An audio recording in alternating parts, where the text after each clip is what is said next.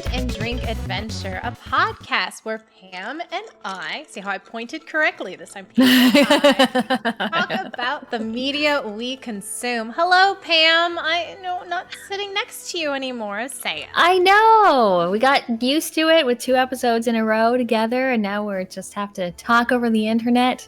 No, it sucks. Like, what is this? I can't, bug you all the time. I know. That's okay. Pam's going on a fun big trip soon, so I'm super excited for her. I am. I'm going to Italy in as we're recording this, I'm going in 2 days. So, yeah. I'm going to go to the Amalfi Coast. I'm going to go to Piedmont and drink all the wine. I'm going to go to Rome for a couple days. I'm very excited. So jealous. You've never been to Italy before, yeah? Nope, I've never been. I'm so excited for you. It's going to be so wonderful. They drive so crazy there, so be prepared if you're driving. If you're not driving, even better. I'm not driving anywhere, I know. That's the best. Yeah, I'm so excited for all the wonderful wine, and sure to put lots of pictures. Oh, I will. I will post lots of pictures. Yes. But unfortunately, we're not drinking anything Italian. Since the last episode, we did Barolo. And I was like, it was very last minute, as most of these things are. I was like, what? Pam's like, what do you want to drink? I'm like, a mule? So we're going to drink mules today. Yay. What's a mule? What is a mule? What is a man? What is a man? A miserable little pile of secrets. Ever since I've been playing Castlevania, I just throw that into everything now. Everything. A mule is it's so simple. It's my favorite drink to make if I'm going to stream or if I had a rough day. I just pour 2 things together. It is literally an alcohol and ginger beer. Fantastic. Okay. What kind of mule did you make? There's many different variations. I'll go through a bunch of them. But what kind of mule did you make? So make isn't exactly the correct word because I didn't have any ginger beer or any vodka or any mint or copper cups or anything. So this is from a can, but it is a Moscow mule. It is a vodka mule. I feel so stupid right now because I was like, I'm going to put this in a pretty clear glass. Instead of a copper cup, which is traditionally what it is in, and I have a fucking copper cup sitting right over you? like a fucking dumbass. Oh, well. Yes. So, yeah, this is a Moscow mule, so it's with vodka. I feel like that was the original. Yeah. Yeah, it's pretty much, it's the original. It's the traditional way to do it. If they're talking about a mule, more times it's a Moscow mule. It's vodka, Russian vodka, and ginger beer. I am having a Mexican mule, which is Pam's favorite, mezcal. Oh, mezcal. Not Pam's favorite. No, I'm being very sarcastic. But it's mezcal and ginger beer. And for funsies, because I went to the store and had a crap ton of blood oranges, for $2, I put blood orange in. Make it festive. Excellent. Yeah, that looks much prettier than mine. Yeah, I was debating. I was thinking of doing a Kentucky Mule, which is bourbon, because I had bourbon, but then I just didn't know where I was going to find ginger beer. Yeah, there's a Kentucky in short notice. Yeah, because again, we're very last minute here. We're not prepared. But yeah, there's Kentucky Mule, gin mule. A dark and stormy is technically a mule since it's ginger beer and rum, even though it predates a mule. But I love a dark and stormy. I love a dark and stormy too, although I drank one somewhere and then I was like, oh, I want to make these. And so I was using ginger beer and Kraken, the dark spiced rum. And it was like, this is maybe too much. But that's okay. We're fine. Yeah. But and then Irish mule. I mean, you can use any liquor. That's the best part about this bullshit. It's any liquor you want in ginger beer. Yeah. But it kind of has to be specific to ginger beer, which for the longest time, I didn't know about ginger beer. I was like, what's ginger beer? What's the difference between ginger beer and ginger ale? And so after happy Googling many years ago, ginger beer is fermented. Ginger ale is just like ginger syrup. So ginger beer is spicy. I want the ginger beer. Yeah. Sure. Yes. Yes, it's definitely much spicier. Because I do also like a whiskey and ginger. Mm-hmm. Just like, that's a decent, like, 2-ingredient cocktail. But yeah, I really like the spiciness of the ginger beer. Mm-hmm. Me too. Like, spice. Yeah. That's what we were drinking. And we have so many things to talk about for movies. We don't we? Do again, so many movies. I know. We're not the worst. We're the best. Who should go first? You go first. I love your first movie on here is one of my favorites. I love this movie.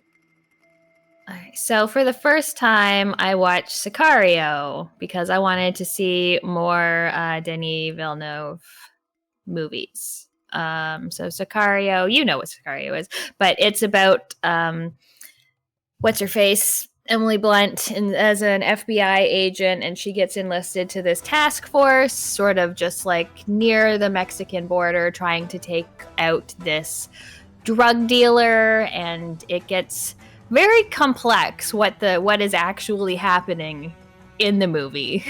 I find, like, the story, it's like, oh, but then this is happening. Oh no, but then this. And it's a very visually striking movie, which I feel like that's his thing. I also found what stood out for me was the sound design, which was incredibly intense. Yeah, as far as like the story and everything, I was kind of meh. Yeah, I mean, story-wise, I love Benicio del Toro in the movie and his character and his art, and how much of a fucking badass he is. Like, he's just like, he knows exactly what he wants, and she is so confused. Like, why are you here all the time? Like, who are you? And he's like, don't worry about it. Don't worry about it. I love him. I really enjoyed Emily Blunt's performance in it, but yeah, I agree. The story is just kind of simple. It's like a revenge story, sort of ish, but just like more of like what's going on, like the drug cartels in Mexico. But visually, the sequence when they're driving through near El Paso and going over the border into forget Mexican town name. Yeah. Whatever. But that sequence is so well shot. It's amazing. I love Sicario. It's one of my favorite movies from Denis Villeneuve, for sure. It's very intense. Like, the whole movie is very intense. Like, it's always just like, holy shit. Okay. Like, why is this happening? Stop. It's dark. Oh, I love it. I'm so glad you watched it. Oh, I love that movie. I've seen it a couple times. Nothing like a good depressing movie. Yeah. What did you watch? Well, Belle is on her Trek saga, per usual. Still. I mean, I'm never going to end. Let's be real. You're just going to keep making more of it. You'll never catch up. Never. I'm going to catch up eventually, I swear to God. But so I just completed Star Trek Enterprise, which was a series that was made in the early 2000s. So like 2000, 2003 is like their main run. There was only 4 seasons. Yay for me. Okay. And this series is the prequel to the original series. So it's all this stuff in this happens before Captain Kirk and William Shatner. Oh, okay. So it's like the Enterprise or the Federation at the beginning. Like, they're like, oh, we're gonna go explore. Ooh, we're gonna go warp 3. Oh, that's so fast. And like the later ones are like pushing warp 9 and such. So it's not my favorite one out of the 4 that I've seen so far, for sure. It's a little cheesy, a little too early 2000s. It doesn't have as good character development as I think the other ones did. You know, like some of the characters did have some development, but also just like they seemed very one note and they seemed to feed off of that a lot. So, but who's the captain in Enterprise? Scott Bakula, whose name is Scott Bakula. Yes, Scott Bakula, who looks fucking fantastic, by the way. He goes shirtless a couple times.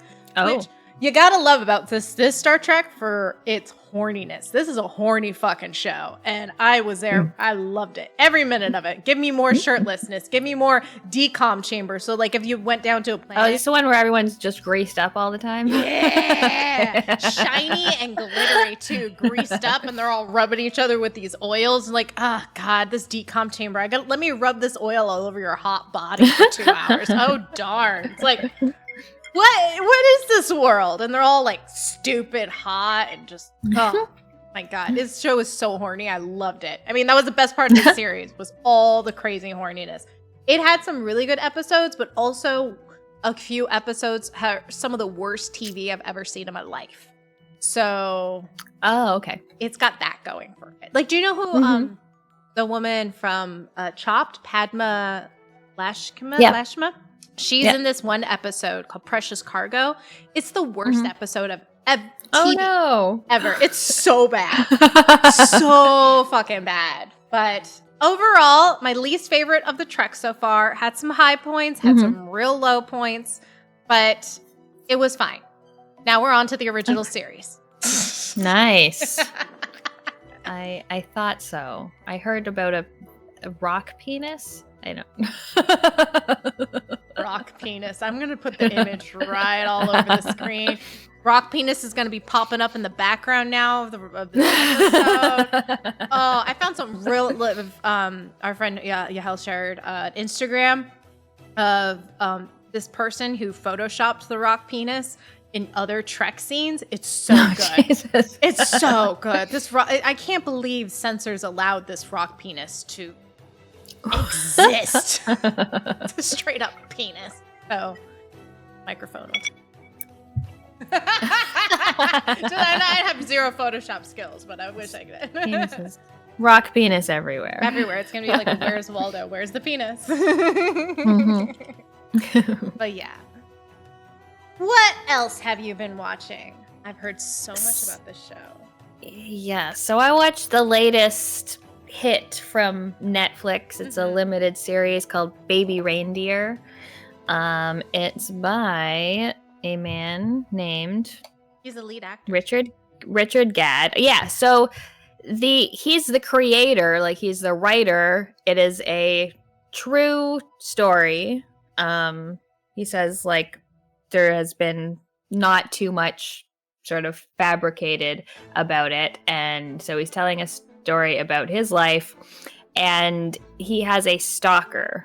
So it starts out he's like wants to be a comedian. He's working in a bar. A lady comes into a bar and she like can't afford a drink, and he feels kind of sorry for her, so he talks to her, but then she keeps coming in and she keeps coming in, and she's like following him home, and she's like thinks they're in a relationship where they're not, and he's always just like kind of like he's never telling her like, lady, fuck off, you're crazy. He's always just like, oh well, yeah, we can go for coffee because we're friends and it's your birthday, and so it just keeps going and escalating. And then the series eventually sort of takes a turn when he's asked, why did you take so long to report this? And then it goes into a story about previous traumas in his life where it gets very, very dark. And yeah, it's just this story of this man's trauma and all the people who have hurt him and how it has like affected his current relationships and how he responds to other people who are, possible dangers to him. So what'd you think? Did you love it? Did you blow through it in like 5 minutes because there were absolutely I blew through it so quickly, and it's not very long. Like I think it's 6 episodes or something. Like it's pretty short, but yeah, I thought it was great. Like it was hard to watch at times, but it sort of just went from kind of dark comedy to just like, oh, just dark. Like, shoo, we're depressed now. Oh, yeah. Yeah, I've heard the performances are really good too. Like even the crazy woman, like her crazy. And the lead guy who's like, it's it was very good. And then there was all this other stuff about it because the woman, the stalker, he didn't really hide her that well, apparently. But like, she came out and was like, he's lying about me. All of this is untrue. And like, Piers Morgan interviewed her, and she was just like, oh, did this guy have a girlfriend? He's like, no, I think he was a homosexual. And then 5 minutes later, he was talking about how he was always hitting on her and wanting her to be her girlfriend, and just like. Whoa. Yeah. Scary. Oh my God. People are scary. This is why, like, the internet is a scary place. It is. And this wasn't even like through the internet. It's just a woman at a bar. Oh my gosh. That's horrifying. So, but yeah, it was really good. Like, it was very well done. And I just was like, done. Those are the best kinds of series, though. I'm still trying to work my way through like The Sopranos and Shogun, and like they're hour longs. I'm like, I've gotta push through. I gotta do it. Can't. I've been spending way too much time playing one video game I'm gonna talk about. One video game. What else did you watch, though? I'm clumping these next two together just because they're of the same vein, and I feel like I've been on this vein lately of 60s movies, car movies, or in general. I don't know why.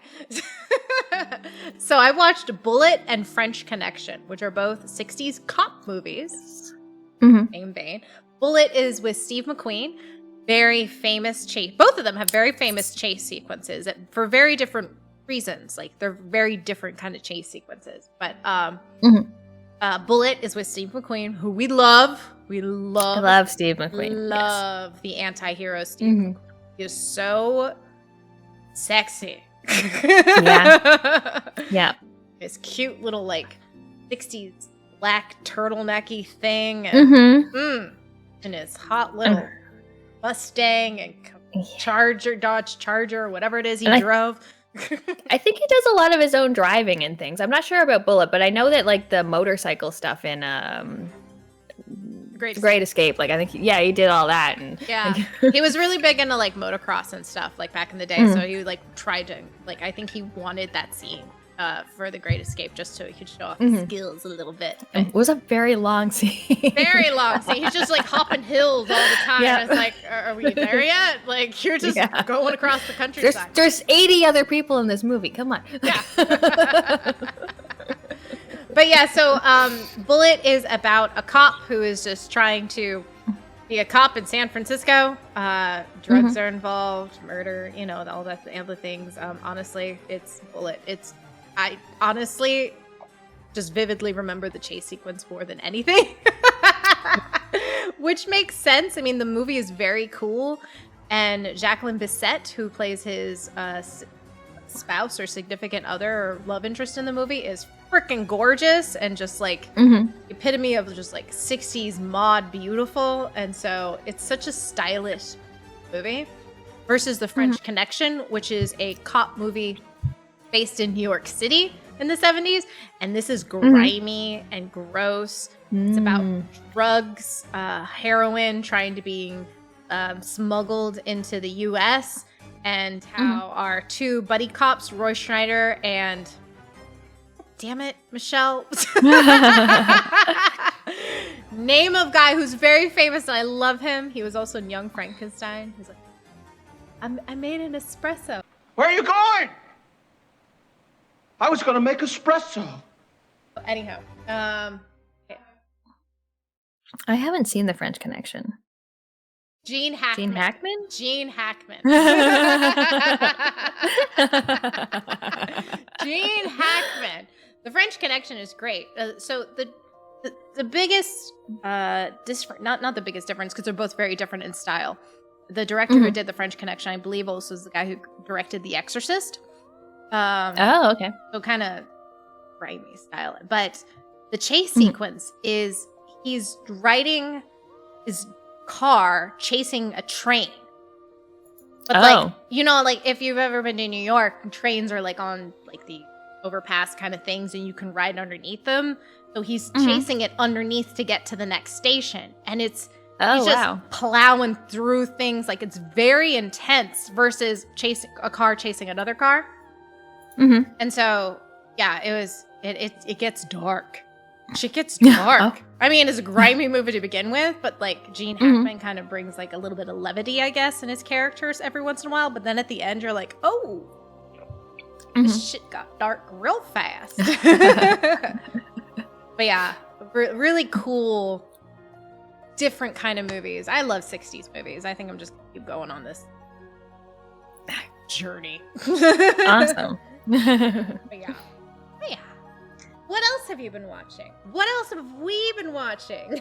What else have we been watching? Yeah, so the other night, I don't know, some other night, we decided we wanted to watch Burlesque with Cher and Christine Aguilera and Veronica Mars and Kristen Bell, that's her name. Isn't it? Kristen Bell and Stanley Tucci. Yeah, that's her name. So this is, your typical star vehicle for Christina. And she's amazing at singing. She's like a great performer. She's from a little town in, I don't know, Ohio or Iowa something. Somewhere. Iowa. And she wants to be a singer and a dancer. So she goes to Los Angeles. Yes.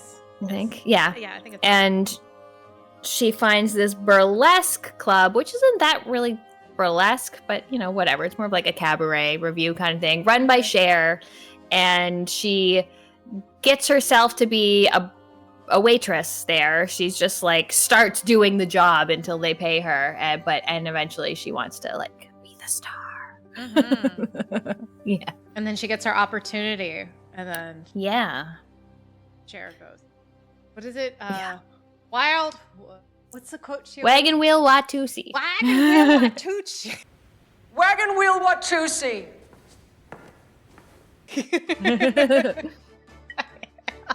Is this a good movie, Pam? It's not a good movie. No. It's like story-wise, it's one of those, oh no, the club's gonna be bought out or go bankrupt or whatever. And then, like, okay, they save it. But, all of the performances are great. Like, all of Christina's numbers are amazing. I wish that Cher sang, like, she did one, like, real number at the beginning, and then she sang a song in the middle, but that, like, she should have done more. She should have absolutely done more. I definitely need more Cher in my life. Especially, like, Stanley Tucci even says one point in the movie, he's like, nobody sings but Cher. He doesn't say Cher, but it's like, only Cher sings. It's like, yeah. Until Christina and the mean girl pulls the plug on the music and she just starts singing on her own. Wow. I mean, Christina Aguilera has an amazing voice, like this voice coming out, this tiny little thing, but it's just, I think it's funny when they're like doing dances and stuff. She's not a great dancer. Yeah. She's no Britney, but they're, it's fun. But it was fun. It was fun, yeah. I enjoyed it. I like the costumes and the singing and everything, so, yeah. Good. Was it better than Crossroads, though? Crossroads was more fun. I think Crossroads was more fun. Like, yeah. It was way more stupid fun than this. Doesn't have Cher, so. That's true. What else did we watch? We watched Tombstone after that. I mean, we just went from one genre to a completely different other one. Yeah. Oh my gosh. We have never seen Tombstone before, and we're like, no. Let's watch Tombstone. Why? No logic, but what is Tombstone? Tombstone is a early 90s movie about Tombstone, Arizona, with Wyatt Earp and the Earp brothers at gunfight at the OK Corral. That was Tombstone, right? Oh my God. Was it? I feel like we had this conversation while we watched the movie. Oh, maybe. We were confusing I was confusing the Alamo. When we were the Alamo. Yes, yeah. Okay. Yeah. Yes. We had been drinking. Obvious. Yeah.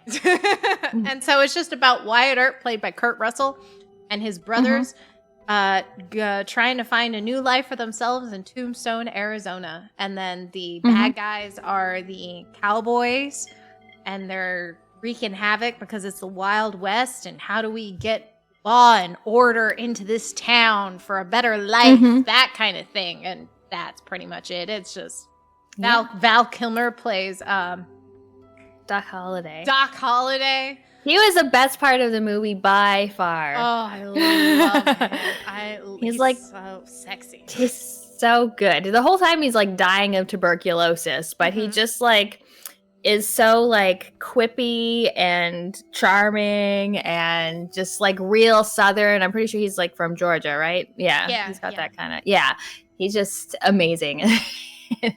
I'll be your Huckleberry. Yeah, I thought it was a lot of fun. I loved the interaction between all the actors. I was very impressed when I learned that it was all their real facial hair. Right? That's the most impressive thing about the movie. Oh my god, forget everything else. The action sequences, that's Kurt Russell's real facial hair. Yeah. Everyone's real mustaches. Sam Elliott has great head of hair and facial hair anyways. But, always. Just peak facial hair epicness right there. Yeah. I'm glad you liked it. I love that movie. What else have we been watching? Or wait, it's my turn now, I think. Oh god, we'll watch about that. So I've been recently on some work trips. And I was sitting in the hotel room and I was like, Blankman came on. Have you ever heard of Blankman? No. Oh man, I watched this movie a lot when I was a kid. So Blankman is a movie with the Damon Wayans and David Alan Grier. They're from In Living Color. They do this skit in Living Color called Men on Films and then Men on Food, they're like two very, very, very gay men who review films. And anytime this is like one of my favorite skits. And then like anytime that they it's a movie about a woman, he goes, ugh, that fish. It's so good. I love them.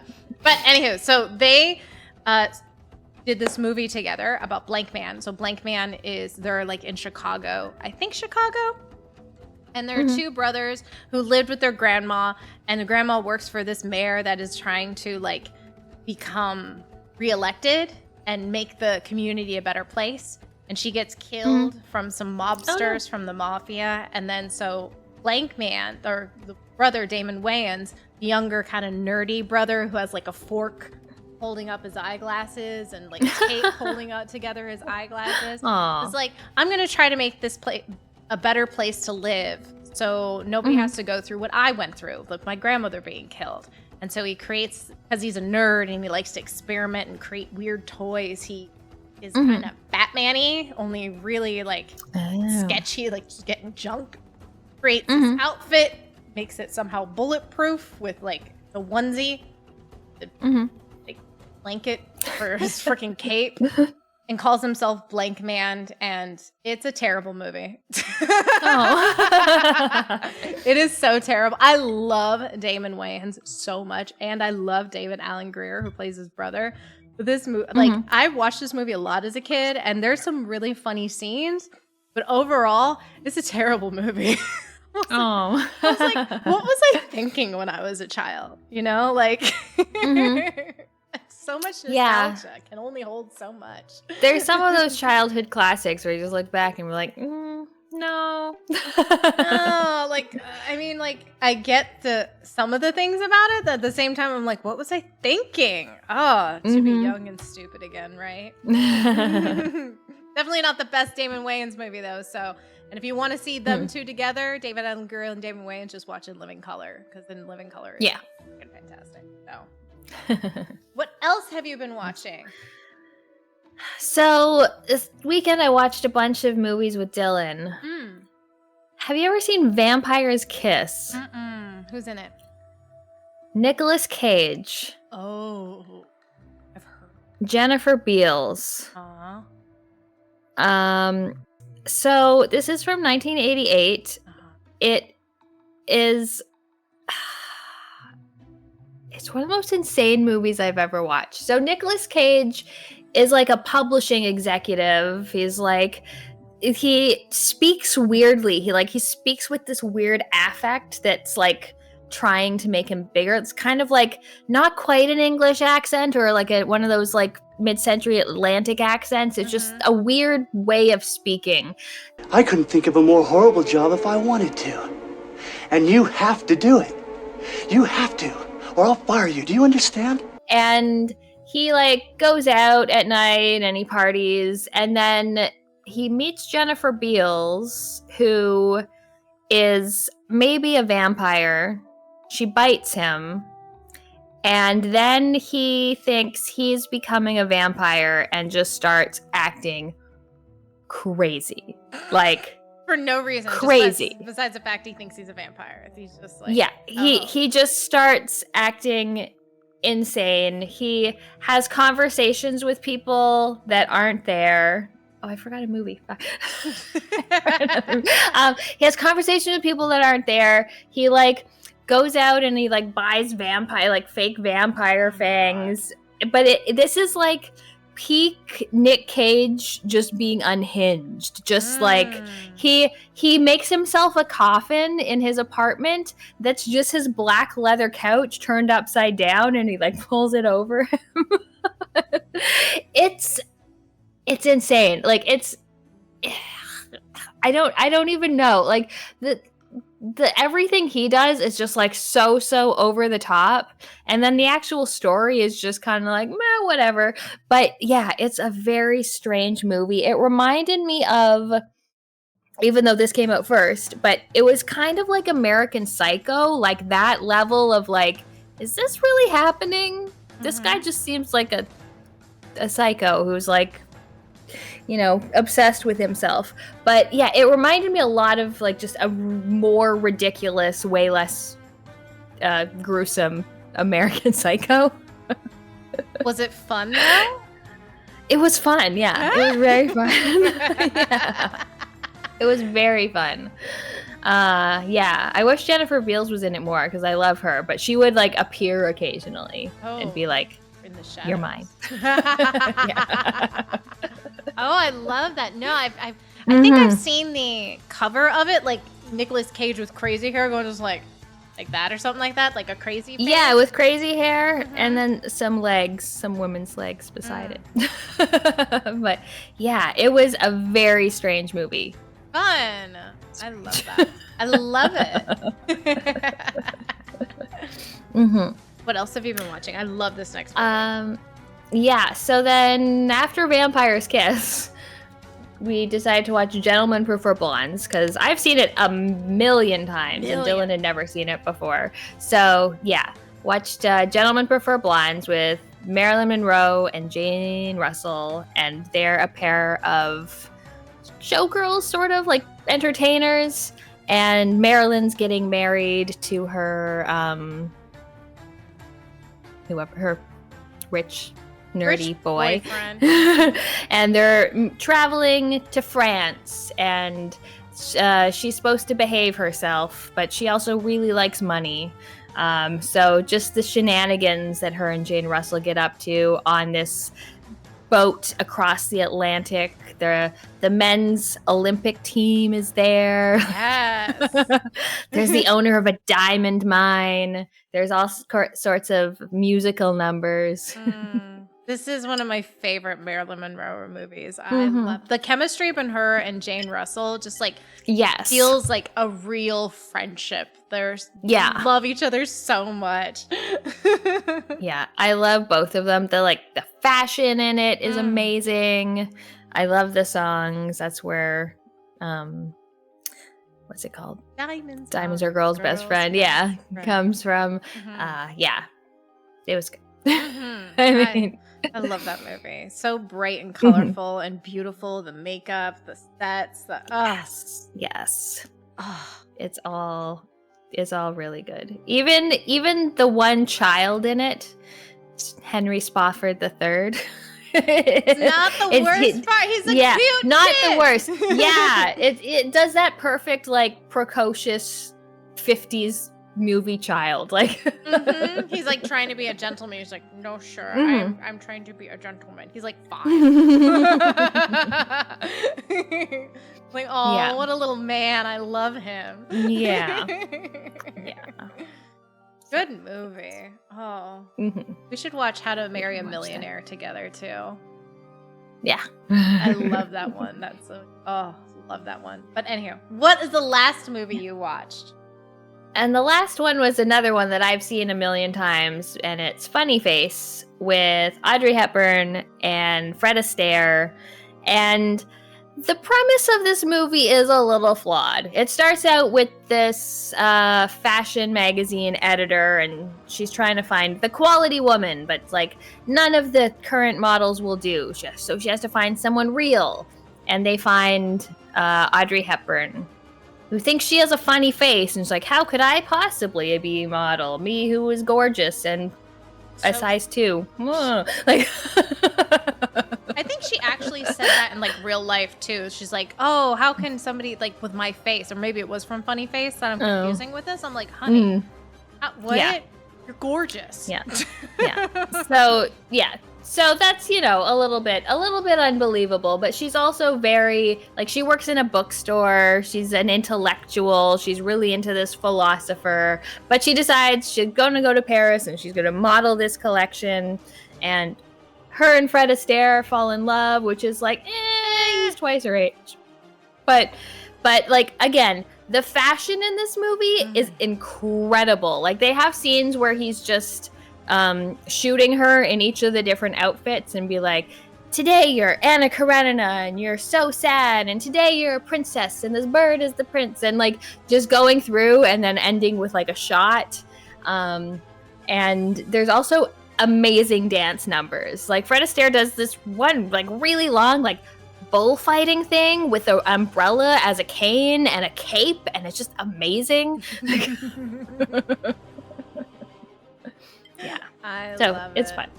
I think one of the outfits in this, she wears like this like black turtleneck with the black pants and the black like flat. Yeah. Oh, oof. When she's in the cafe and she does like a jazz number to it. So good. Only she can pull that outfit off like that. Oh my god. Yeah.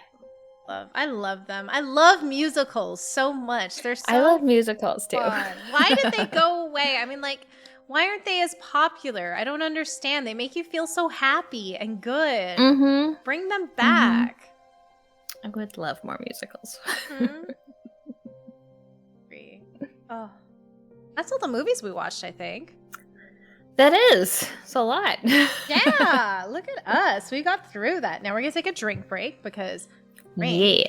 Then we get to talk about all the videos, right? All of them. All of them. I mean, yeah, all of them. Break.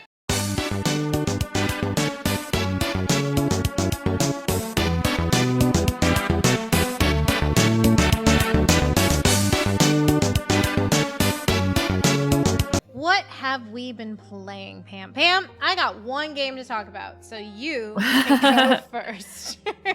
All right. So the first game that I finished was Tales of Kenzera Zao, which just came out in this month, April? I don't know. Whenever.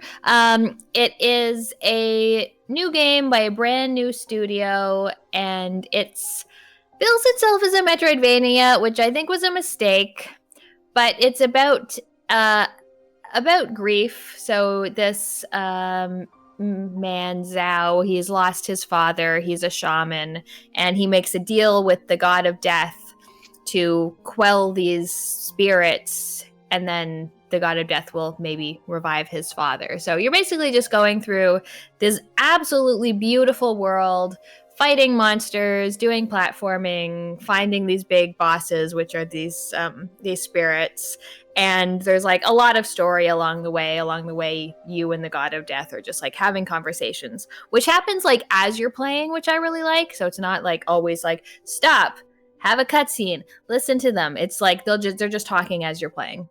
And I thought that this was a lot of fun. Like, I liked the combat. It had this cool mask system where, like, you had a sun mask, which was more melee focused, and a moon mask, which was more ranged focused. And you had, like, these cool ultimate abilities when you got your energy up high. You could, like, kick monsters into thorns or off cliffs, and that was very satisfying.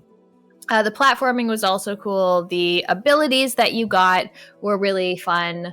I did find, so again, I said it like tries to be a Metroidvania and has a map that's like kind of connected, kind of loops around sometimes, but like not in a very satisfying way. I felt like it's a game that would have been better if it had just been like a linear 2D platformer, because the platforming was fun and the combat was fun, the abilities were fun, but like I never felt compelled to backtrack. I never really felt rewarded if I did loop around and do something. So yeah, it was interesting.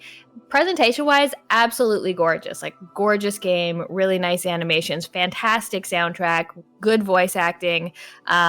Just like the map would also just show it to you immediately. Like, you get it into a new zone, it'd be like, here's the map of the zone. It's like, oh.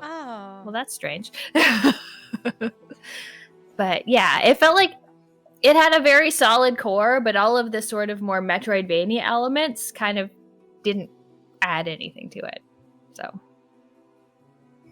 this representation of what it was actually, but a nice game regardless. Yeah. Yeah. That's I liked good. playing it. That's good. How long did it take you? A couple hours, 10 hours? I'd say 8, somewhere in the 8 to 10 range. Yeah. So like a good length. That's like a, yeah. Yeah. Especially for like a platformy game. I feel like when we start getting to the 20s, unless you're Hollow Knight, I don't want to hear about it. Like, yeah, there's like a few that can pull that off, but yeah, I think for a platformer, that's yeah, good. yeah, good. I'm glad you liked it. Ready, Pam? I'm ready. Okay, so I played one game and I have not streamed in like 3 weeks because I was determined to beat this fucking game. I wore my happy little Final Fantasy VII shirt. Cute. Oh, fun. And I haven't even fucking beaten it yet. Oh no! I'm at the save before the last boss. And I was like, oh, okay. It was like 5:45 today. And I'm messaging my sister. I'm like, Betsy, I'm at this place. Do you think I can beat it? And she's like, no.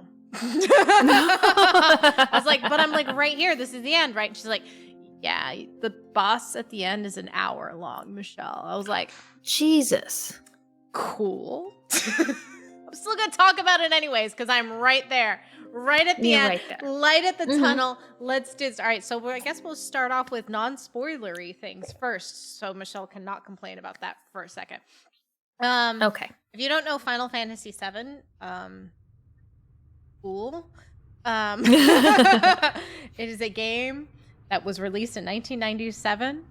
It's amazing. Should play it. Play the original. It's great. Play the pixelated boxy hands of Cloud, Tifa, Barrett, Aerith, and all our fun little happy characters, and play a 40-hour RPG.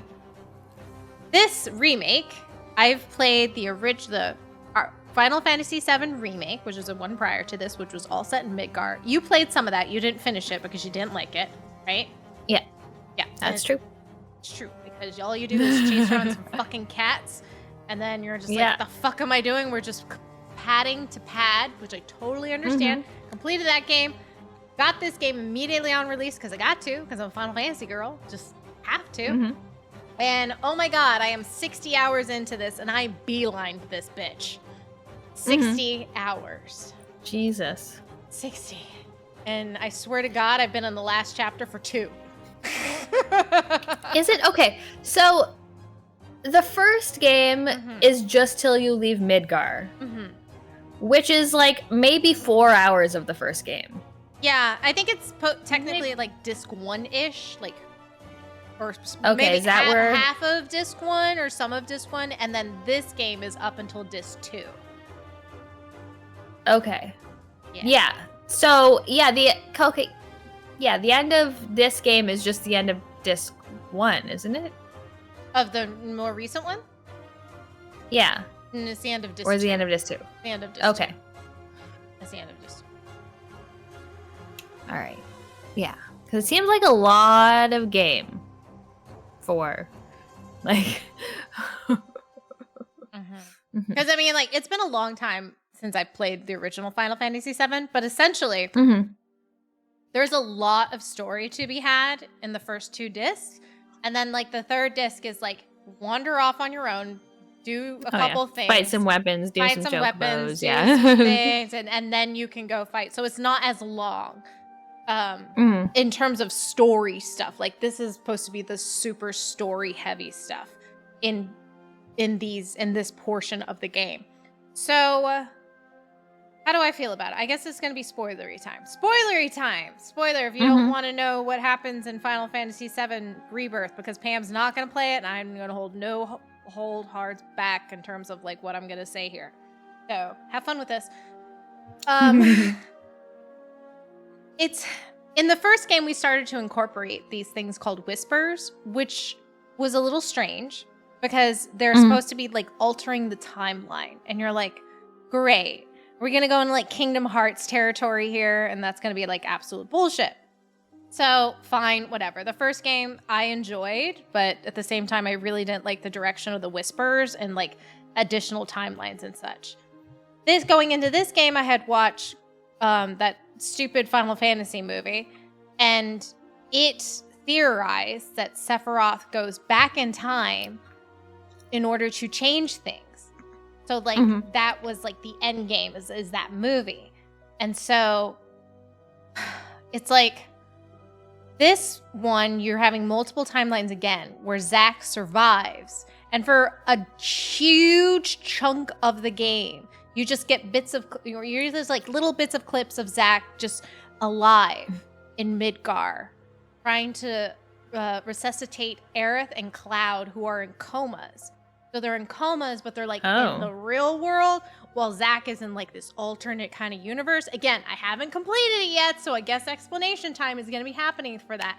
But for 60 hours, I've been just watching Zack every once in a while, just being like, hey, I'm trying to save Aerith. And it's like, the fuck is going on with these multiple timelines bullshit? Oh. So we got that going for us.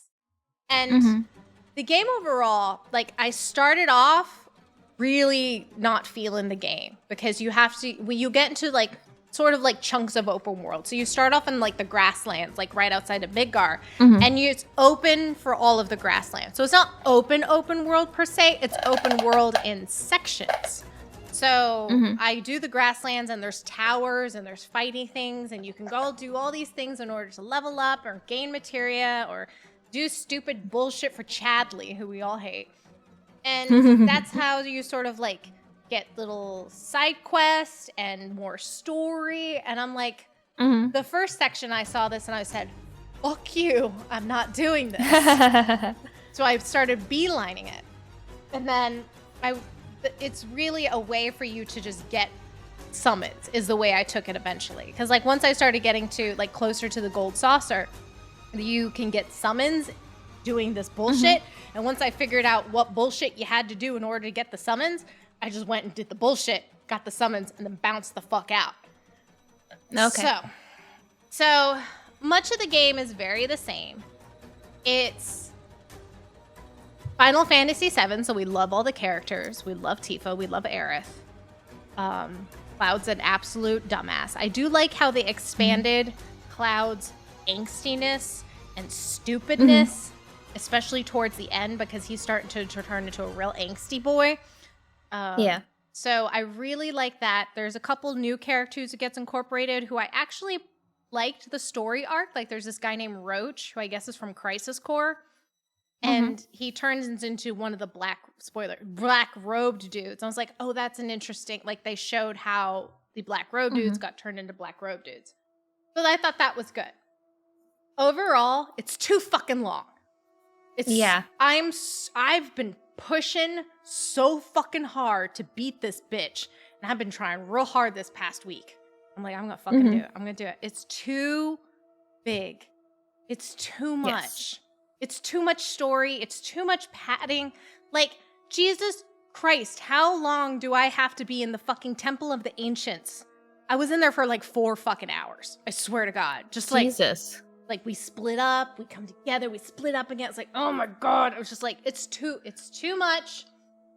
I think if they wanted to, I thought about this like today. I was like, I feel like they should have gone the route of like Resident Evil 4 in terms of a remake. Like it's a little bit longer than the original just because there's like a couple things, but like, why did we need to pad so fucking much? It's 60 hours. My sister beat I've heard it in that 90. there's just a million mini games. And yeah, actually, I read on Remap, which is my favorite podcast, but they also sometimes do articles. Patrick wrote an article about how he just like burned himself out. He was like, the first 40 hours, like, yeah, I'm gonna like climb up these towers and go and do these yellow dot things. And then like the last 40 hours, like, I hate this, but I'm gonna make myself do it. Like, so many fucking mini games. Like there's a soccer mini game, and then what was really annoying, I'm in like Costa del Sol, and got great music going on in the background. And in order to complete the main story, you just like do a couple mini games, like the shooting mini game, a soccer mini game, and like I forget what the other one was. And then to do a side quest, which I wanted to do because I wanted to up like a couple of my character stats because you got the date. And I wanted to like focus on the characters to get a specific character for the date. You just did that bullshit again. And I'm like, oh, what? I don't want to do that. Who did you go on your date with? Aerith. I was trying to go for Tifa, but I got Aerith. But during the date though, it was so cute because I had Aerith, Barrett, and Red were in like, the date is much more intense and different. It's like a Shakespearean play. And it's so cute. And then at one point they're like, choose your beloved. And you can pick one of the 3 for me. And I was like, yeah, Barrett. And it's so cute. You like hold your hand out to Barrett and Barrett's like, oh, okay. Like, no, I can't do this. Oh, it's so cute. I love Barrett. Barrett's voice actor is fucking phenomenal. He's the best part of the fucking game by far. But does Vincent appear in this one? Yeah. Vincent definitely appears. He's actually in it a lot more than I thought he was going to be. You can't play with him, but he's there. Does a couple sexy words. I mean, I'm sure he's going to be around so you can actually play him in the 3rd one, hopefully. But yeah, he's unavoidable. It's not like he in the original you could where you can miss him totally. Where you could totally miss him. He's unavoidable in this. Oh, that's good. Yeah. So yeah. That's good. Yeah. Turks are always great and fun. I love the Turks. The Turks are fun. But it's just too fucking long, I think. I mean, maybe in my old age, I'm just getting kind of cynical with these big, beefy RPGs. Because I played all of them when I was a kid. Like, you know, Xenogears, Tactics, all these games are like 60, 70 hours long. Now I'm like, I don't want it. I don't want it that long. Especially if it feels like filler, though, because it sounds like a lot of it is just like, why am I doing this mini game? Like, it seems like a story you could have told in even 20 hours to make it feel like a full game, whatever. But like, it doesn't feel like it. No one should be spending 100 hours in this game. No, they shouldn't. And I think about it too. Like, I was like, well, I played Elden Ring last year, and I played it again this year. I'll play Elden Ring for 60 hours this past year, and I swear it didn't feel like 60 hours like this does. I don't know why. Something about this, just like, it just feels so heavy, and maybe it's because it's Final Fantasy VII. I don't know, or, I mean, the gameplay itself, the fights are fun. They're more interactive, but I don't, I'm terrible at them, but I don't know.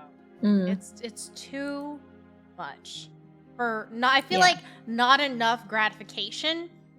Like, I don't want to do all the bullshit in the open world just to make the little ticky thing go up and make Chadley happy. Yeah. Like, go fuck yourself, Chadley. All right. Like, I don't care.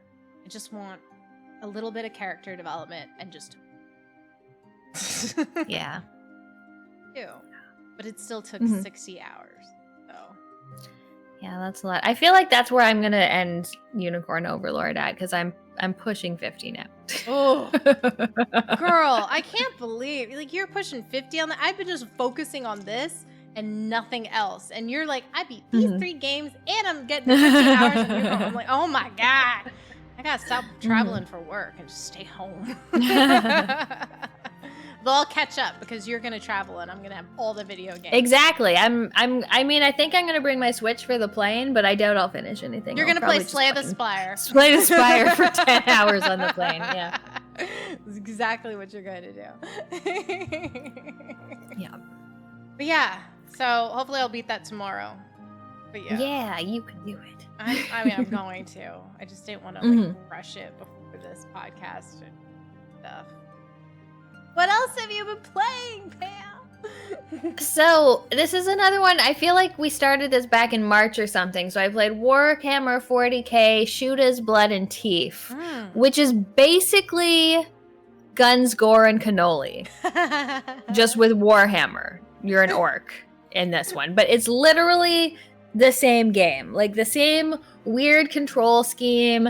I played it on PC, and I had problems. I had disconnection problems. I had controller problems. Dylan played it on a Steam Deck. He had zero problems at all. But I was playing with a controller because I'd rather play with controller. And sometimes it would just be like, fuck you, I'm not recognizing your controller. And then I'd play it with mouse and keyboard, and I was like, oh, this actual is like a way better control scheme. But yeah, but it was the same thing. You have like these funny little cutscenes, and you go around and you get access to all these different weapons, and you can buy them. You can buy yourself little hats, and you're fighting a bunch of enemies, a bunch of bosses, which ended up being pretty difficult. But overall it was fun. It was a fun game. All the cutscenes were really cute. It was, you know, it at times it felt very like you'd be fighting a boss and you'd be like, oh yeah, I think we're getting it, and then it would just be like, yeah, it's dead, next level. Like weird. Sometimes I'm like, was there a cutscene missing here or something? Because sometimes it would just be like, okay, and go. Weird. Very quick. But it was fun. I forget what my character was. He was a little some sort of something boy, but he had like a little pet that you could throw out rather than a grenade, and it would just go and like chomp things. Oh, I love evil pets. I love that. Yeah, it was cute. There was a lot of, again, since you could res your partner, but they stole like part of your health as you did it. So it was, you know, it was. Some of the bosses were actually quite difficult. Although it felt like the difficulty peaked sort of in the middle of the game, and then it kind of got easier. But it was fun. That's good. Warhammer. I mean, that's good. You got at least one other decent Warhammer game. I feel like we've only had Vermintide, and that was like it for us. Yeah, Vermintide was the only one that we liked, and it's apparently not even proper Warhammer. It's like the fantasy Warhammer, which is not the real one. I don't know how it works. Oh, but that's the best one, all right? I don't care. Yeah. What's the last game you played? Heard so much about, everybody talks about this game, the YouTuber game. Yes. The last game I played was Animal Well, which was very, very cool. This one also just came out, I don't know, a week or two ago in May. It is like a very puzzle and secret heavy Metroidvania. It's got this very cool, like pretty minimalistic pixel art style, but occasionally has some really cool effect. Like you can throw firecrackers, and the smoke from the firecrackers looks so good. But you're just this little blobby dude going through this world, finding things. You get a bunch of different abilities, and they seem kind of random. Like there's a slinky or a yo-yo or but what's cool about it is that there's all these puzzles kind of hidden in plain sight. Like even the abilities you get, you start out and you're like, oh, I use this for this, but then as you go you realize like, oh, this can also be used for another purpose. And there's all these like hidden secrets to find. There's no combat. There are a couple boss fights, but it's more about sort of avoiding taking damage. Like you never actually damage anything, but it's just like some cool platforming and just like some very, very clever, satisfying puzzles that you solve them and you go like, oh, look at me, I'm so clever. Is it like every room has a puzzle that you have to solve, or like? I think most of them have something to find in there. Like there are places where you might not even know that there's a puzzle there until you go back later and you're like, oh, what's this? Like, oh, I like that. I love that. It makes you explore a little bit more. I've heard like such like interesting not contradictions, but like people love it or like absolutely hate it kind of feels about this game, even though most of the critiques I've heard have been like very positive. I'm like, yeah. It's always interesting to see some of the negative things that they say about it, because I'm like, why? I don't know. Interesting. Like, I think most of the negatives are about sort of not getting enough direction. Like it's very much a figure things out on your own kind of game. Like it's, when you get a new item, it's not like press X to use this item and it will let you double jump, or like it doesn't, there's none of that. It's all just like, here's a thing, figure out what to do with it. Like I like that though, because it's like old school. We didn't know anything back in the day, and we had to just figure shit out. Like you don't have to hold our hand as gamers. Exactly. And it's I feel like in the first part, so I got to the credits, and after the credits there's apparently a whole bunch more stuff to do still. But I didn't ever feel like I got too stuck just getting to the end of the game. Like there were some things where I'm like, oh, I don't know, I needed to like experiment and puzzle things out for myself to do things. But it never felt like so obtuse that I was just like, I don't fucking know. Well, that's good. I'm glad. It was very, I think, visually speaking, from the bit I saw you do on stream, I really like the neonness of it, like the black background with the bright, colorful lights in the foreground. I really like that. So yeah.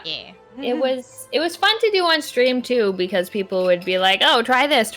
It was like a fun one to sort of puzzle out as a group. I played like the first 2 hours on stream, and then like, even though usually I'm not into playing games on my PC, after like the next day after stream I was like, I want to play more Animal, and I just then you just play it. Who cares? Exactly. Yeah, so it's fun. I would like to play more and find more of the secrets. I just haven't really had any time since I beat it got the credits for the first time. Yay. Yeah. All right. Now you get to show all your pickups. Oh my god, all my pickups that I had, since we have not been together in like, I don't know. I mean, since we've been together. We've only been together. Been together. I'm not going to travel around with all these frickin' pickups all up in here. So I just brought extra things to show, just where I was like.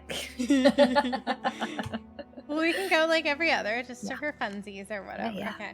But, okay, so I've been on a vinyl tear. No kidding. First one, it'd probably be the one that I had on, one of the longest on pre-order, because of fucking limited run. What do you expect?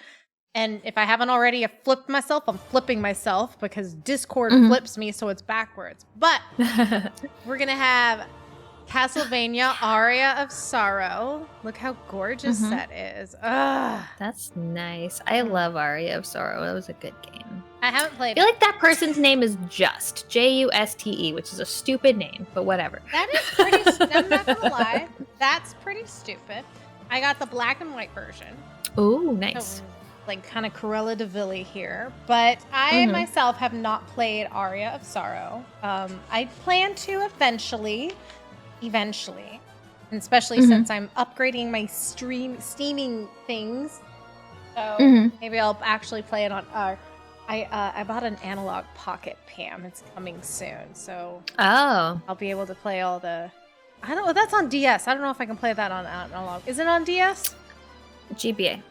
GBA, I can definitely play it then. I can play OG on the Analog Pocket and stream it. Oh my god. Nice. I just played it on Xbox and streamed it. So dumb. I gotta spend $300 in order to like, I can play it off the game, the original game. No, you don't, Michelle. What have you picked up? Because I got more. So this isn't Game or Vinyl related, but I got some new eyeshadow palettes. So this first one is an old one that I've always wanted because I love grungy green eyeshadows. It's from Melt Cosmetics and it's called Smoke Sessions. Ooh. So it's like I weed love themed. that box. Yeah, so it's just all grungy greens. I'm wearing this one right now as liner and this one on my inner corners. It's the first time I've used it, but I don't know why I never bought this. I was always like, I love this palette, and for some reason I never bought it for myself. But then they came out with a Smoke Sessions 2, and they had a bundle for both of them, and I was like, yes. So this one, it's like plasticky more than the other one, and this one's all purple. Ooh. I would love that. Smoke Sessions. I have to make Yes. So that's what I bought myself while I'm not buying any games or vinyl. Well, Michelle's just going to buy that right after this because her birthday's coming up and I don't give a fuck at this point. So. Next vinyl I got, I have to take them out of the plastic. Pam and I love these games. I mean, I've never played this game because I usually don't, but Pam really loves the super giant games, so yeah, I got Transistor. I want to play this so bad, but my stupid sister has this game on Switch, but it's sealed and she won't let me open it. And I think I have one. You can play mine. Ooh, yes.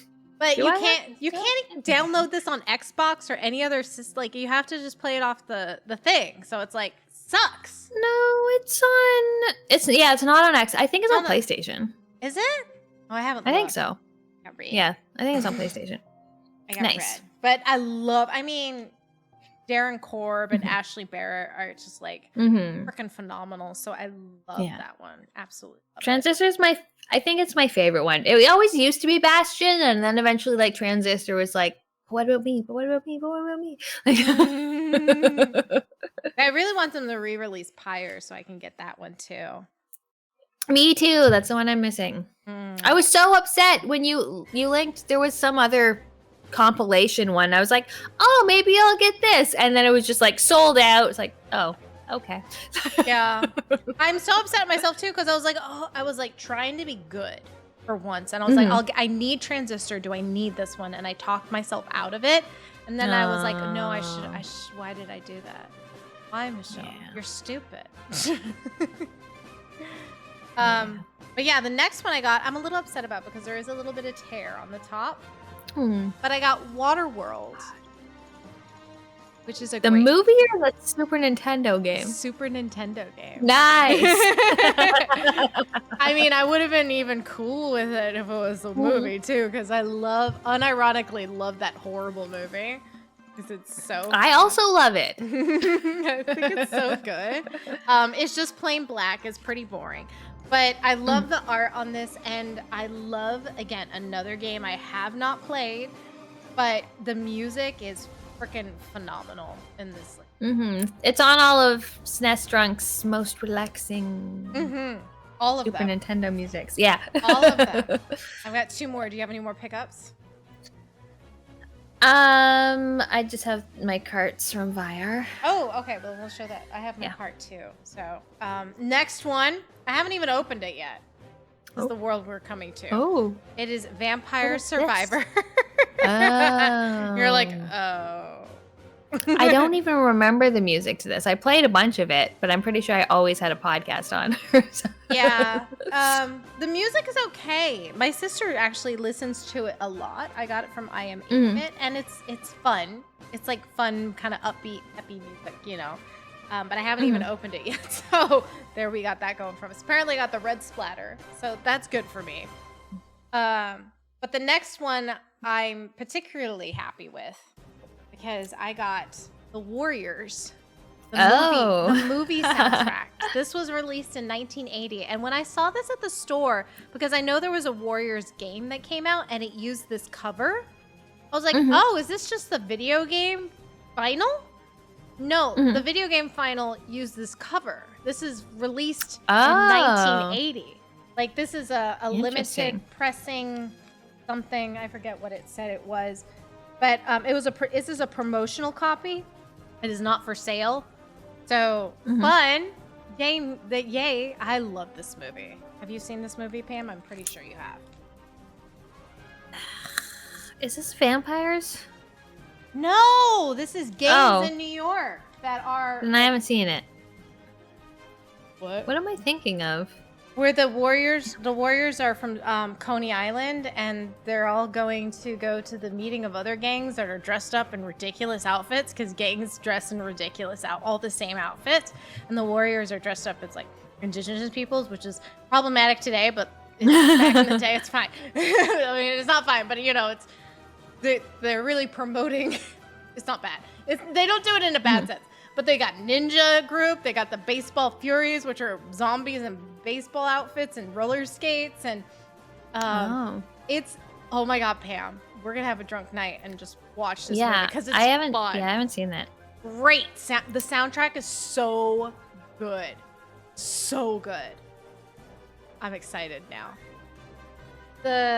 One of the guys from the Eagles, I believe it was from the Eagles, did a...